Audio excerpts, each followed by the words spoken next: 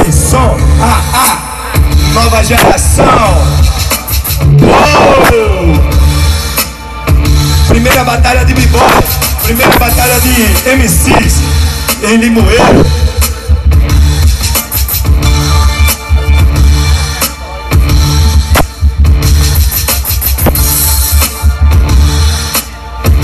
Então, quando quiser, Jabal. Primeiro, uma apresentação aqui. A gente vai dar uma força aí pro cara que tá começando aí, o parceiro JC, representando a Coab, Comando Gospel, com auxílio aqui do Speed, aqui representando Faculdade de Rua.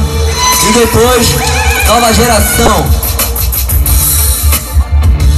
Só pra cima. O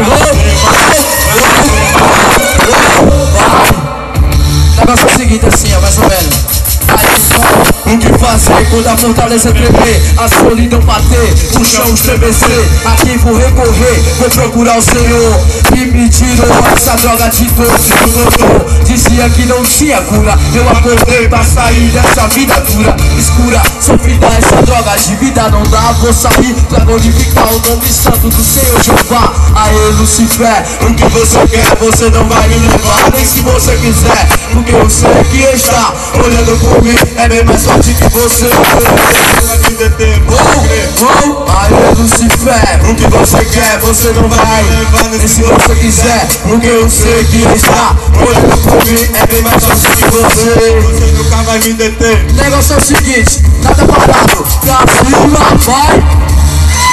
Se for MC pode chegar. Uma criança perdida nas ruas da cidade, se não for pra igreja, entra na criminalidade e amanhã sairá o jornal da policial. As crianças do mundo estão virando esmola, tirando uma cola. Mano, vai na esquina e compra uma dólar. Às vezes é triste de se ver quando passa na TV, vendo fecha os olhos e não quer saber. A criminalidade, a marginalidade entrando na vida das crianças. Precisam de uma escola e não de uma pistola. Elas não precisam saber matar, elas só precisam saber estudar pra sair dessa porra de vida sofrida. Eu peço a Deus que me livre dessa vida bandida.